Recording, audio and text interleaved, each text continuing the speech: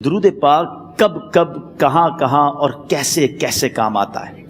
ایک بہت ہی خوبصورت واقعہ، بڑا ایمان افروز واقعہ ہے جو میں آپ کے سامنے پیش کرتا ہوں۔ ایک دوست نے اپنے ایک دوسرے دوست کو قرض دیا، اور جب اس نے قرض دیا تو وہ قرض ایک بڑی اماؤنٹ تھی، 3000 دینار۔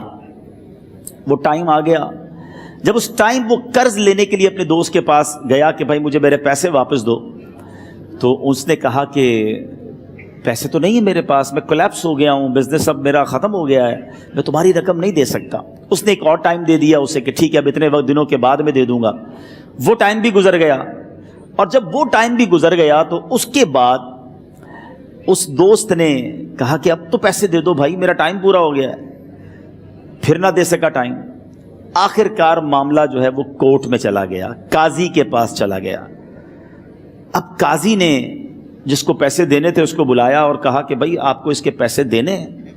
کہتا ہے ہاں پیسے تو دینے ہیں۔ تو کہا پھر دیتے کیوں نہیں ہو؟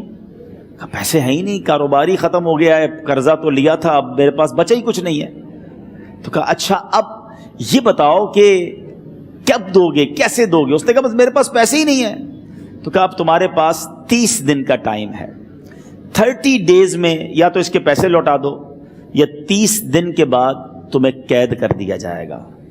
یہ شخص اب گھر آیا، پیسے تو تھے نہیں، مگر شاید علماء نے لکھا کتابوں میں، یہ واقعہ کئی بڑی بڑی کتابوں میں لکھا اور درود پاک کے فضائل کی بڑی بڑی کتابوں میں لکھا، اور اس شخص نے سوچا کہ اس نے ایک حدیث پاک پڑھی ہوئی تھی کہ جس میں نبی پاک علیہ الصلوۃ والسلام نے فرمایا ہے، جس کا مضمون ہے کہ جو شخص پریشان ہو، مصیبت زدہ ہو، اسے چاہیے کہ مجھ پر کثرت سے درود پاک پڑھے، کیونکہ درود پڑھنا مصیبتوں اور پریشانیوں کو لے جاتا ہے۔ اب اس عاشق رسول نے سوچا اور تو کچھ ہے نہیں، اب میں درود پاک پڑھنا شروع کرتا ہوں۔ صبح سے لے کر شام تک وہ درود پاک پڑھنے لگ گیا۔ 27 دن گزر گئے، only 3 days left، 3 دن باقی تھے قاضی کے پاس جانے میں۔ 27 دن گزر گئے درود پڑھتے پڑھتے۔ جب 28ویں رات آئی تو آنکھیں تو بند ہوئیں، مگر خواب میں اسے ایک آواز آئی، گھبراؤ نہیں، تمہارا قرضہ ادا کر دیا جائے گا، تمہارا مسئلہ سالو ہو جائے گا۔ صبح اٹھتا ہے، درود پاک پڑھ رہا ہے، مگر کہتا ہے یہ آواز سے تو مسئلہ حل نہیں ہوگا، پیغام کیا ہے اسے سمجھ نہ آیا۔ 28واں دن گزر گیا، 29ویں رات آ گئی، مگر اب آنکھیں بند ہوئیں اور قسمت جاگ اٹھی۔ نبی پاک صاحب لولاک صلی اللہ تعالیٰ علیہ وسلم خواب میں تشریف لائے، اور پیارے آقا صلی اللہ تعالیٰ علیہ وسلم نے فرمایا گھبراؤ نہیں، علی بن عیسیٰ وزیر کے پاس جاؤ، وہ تمہارا قرضہ ادا کر دے گا۔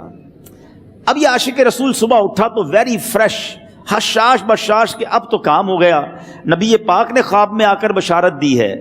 مگر پھر ذہن میں سوال آیا کہ علی بن عیسیٰ کے پاس جاؤں گا تو ثبوت کیا ہے، پروف کیا ہوگا؟ میں جا کر اس کو کہوں گا کہ میرا قرضہ دے دو تو ایسے تو قرضہ نہیں دے دینا، اور میں نے اس کو کہا کہ مجھے نبی پاک نے خواب میں کہا ہے، اور اس نے اگر مجھ سے کوئی نشانی مانگی تو میں نشانی کیا دوں گا؟ آخری دن تھا، 29واں دن تھا، وہ بھی درود پڑھتے پڑھتے گزر گیا۔ 30th نائٹ آ گئی، صبح وہ دن ہے جب عدالت میں جانا ہے۔ اب اس رات پھر نبی پاک علیہ الصلوۃ والسلام خواب میں تشریف لائے، اور آقا علیہ الصلوۃ والسلام نے فرمایا کہ علی بن عیسیٰ وزیر کے پاس جاؤ، وہ تمہارا قرض ادا کر دے گا۔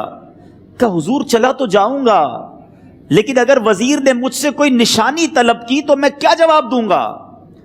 پیارے آقا علیہ الصلوۃ والسلام نے کمال کا ارشاد فرمایا کہ علی بن عیسیٰ سے کہنا کہ تم روزانہ فجر کی نماز کے بعد 5000 بار درود پاک پڑھتے ہو، یہ راز فقط تم جانتے ہو اور تمہارا رب جانتا ہے۔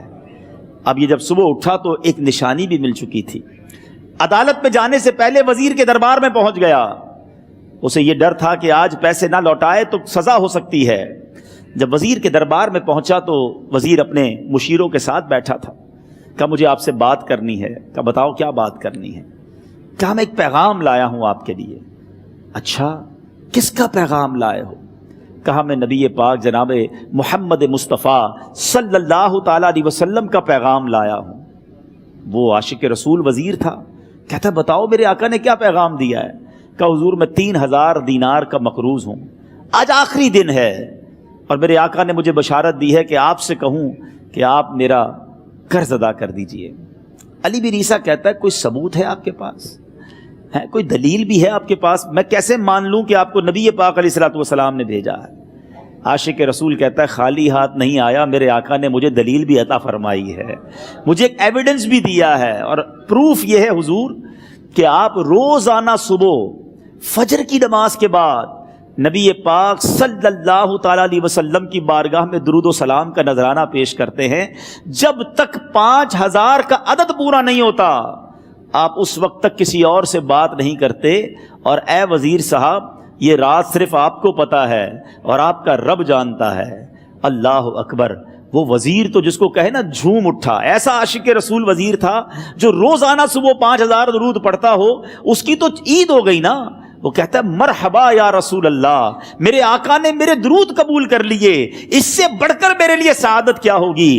اب یہ وزیر اپنی سیٹ سے اٹھتا ہے، اپنے کمرے میں جاتا ہے، تھوڑی دیر بعد واپس آ کر اس عاشق رسول کے ہاتھ میں 3000 دینار رکھ کر کہتا ہے حضور پہلے 3000 دینار تو نبی پاک کا حکم کی میں ادب سے بجا لاتا ہوں، میرے آقا نے جو حکم فرمایا یہ 3000 دینار آپ کو پیش کرتا ہوں، حضور ایک اور 3000 دینار لیجئے۔ میرے گھر آپ آئے، اتنی اچھی خبر سنائی، آپ نے قدم رنجا فرمایا، یہ 3000 اس کا نذرانہ ہے، اور ایسا کیجئے 3000 اور لیجئے، اس سے اپنے بچوں کے لیے کچھ چھوٹا موٹا کام شروع کیجئے، اور ایک وعدہ کر کے جائیے آج کے بعد زندگی میں آپ کو جب بھی کوئی کام پڑے میں آپ کا بھائی ہوں، مجھے یہ خدمت کا موقع دیجئے گا۔ اللہ اکبر! وہ مقروض جو ایک رات پہلے 3000 دینار کا مقروض تھا، ہو سکتا ہے اس کے بیک آف مائنڈ یہ بھی چل رہا ہو کہ اب شاید کل میں نے جیل میں جا کر عدالت میں جا کر گرفتاری دے کر جیل میں جانا ہے، مگر اب 9000 دینار ہاتھ میں ہیں۔ عاشق رسول جھومتا ہوا نبی پاک کی یاد میں گھومتا ہوا اب عدالت میں پہنچا۔ عدالت میں everybody expecting over there کہ آج اس نے آنا ہے اور آ کر کہنا یہی ہے کہ پیسے تو نہیں ہیں، گرفتار کر لو، مگر جا کر اس عاشق رسول نے 3000 دینار جج صاحب کے ہاتھ میں رکھ دیے۔ قاضی کہتا ہے پہلے تو یہ بتاؤ پیسے آئے کدھر سے؟ تم تو کہتے تھے غریب ہوں، تم تو کہتے تھے کاروبار نہیں ہے، ایک مہینے میں اتنی بڑی رقم کا انتظام کیسے ہو گیا؟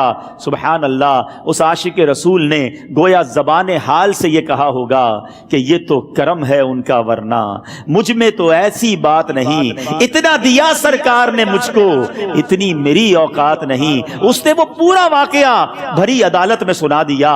اللہ اکبر! میرے پیارے اسلامی بھائیوں ذرا سوچو پہلے زمانے میں کیسے عاشقان رسول ہوا کرتے تھے، وہ جج وہ قاضی بھی کیسا سرکار علیہ الصلوۃ والسلام کا عاشق تھا۔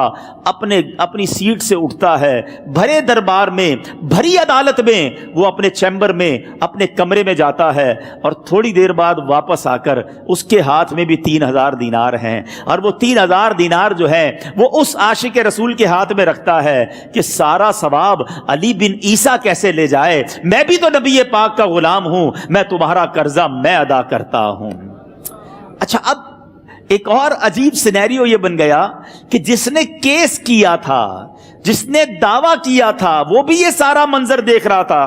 کہتا ہے جج صاحب ذرا رکیے، میں بھی اپنے آقا کا امتی ہوں، اور ایک کام کیجئے قلم کاغذ منگوائیے، اس عاشق رسول کا قرضہ ہی میں معاف کر دیتا ہوں۔ اچھا، اب عاشق رسول نے وہ واپس 3000 دینار جو جج صاحب نے دیے تھے وہ واپس جج صاحب کو دیے کہ حضور یہ پیسے آپ ہی رکھ لیں، قرضہ ہی معاف ہو گیا، اب آپ کے پیسے کا میں نے کیا کرنا ہے؟ جج صاحب کہتے ہیں جو پیسے نبی پاک کے نام پر نکالے ہیں اب مجھے واپس نہیں چاہیے، یہ بھی تم اپنے ساتھ لے جاؤ۔ اللہ اکبر! میرے میٹھے اسلامی بھائیوں، وہ عاشق رسول ایک رات پہلے 3000 دینار کا مقروض ہے، اب 12000 دینار لے کر گھر کو واپس جا رہا ہے۔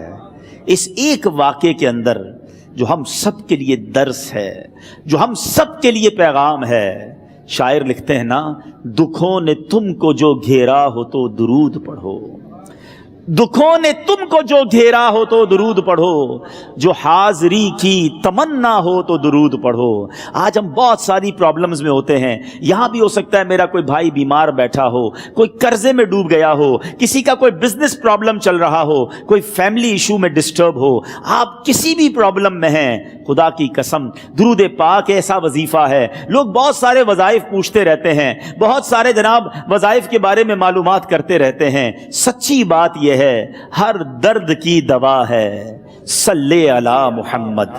हर दर्द की दवा है सल्ले अला मुहम्मद। तावीज़ हर बला है सल्ले अला मुहम्मद। तो खुदारा अपनी ज़िंदगी में दुरूद पाक को शामिल कर लीजिए और आप बिलीव करें, जब आपने कसरत से दुरूद पाक पढ़ने शुरू कर दिए, आप अपनी आंखों से देखेंगे आपके प्रॉब्लम दूर हो रहे हैं, आपकी सेहत अच्छी हो रही है, आपके कर्जे उतरने शुरू हो गए हैं, रोजगार में आपके बरकत होना शुरू हो जाएगी, आपके चेहरे पे नूर आना शुरू हो जाएगा, आपकी ज़बान में असर आना शुरू हो जाएगा।